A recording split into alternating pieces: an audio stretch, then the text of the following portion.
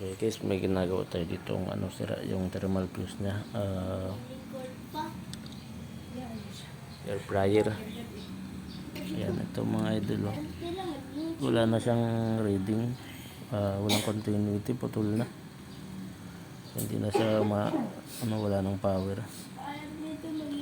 Hindi ko mabasa yung value nito mga idol, no? Sobrang liit kasi ng mga sulat. 157 degrees.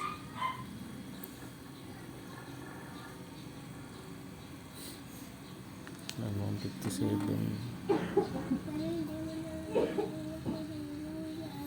So yung mga idol, pagka may ganito kayong air fryer tapos nawala ng power, check na lang agad yung yung fuse. Nakaipit siya doon sa ilalim mo. Yan.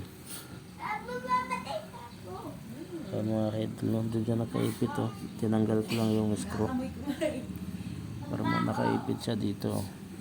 Yan, nakaipit. Nakaklamp siya doon sa loob. So okay na po ito mga idol, palitan ko na lang.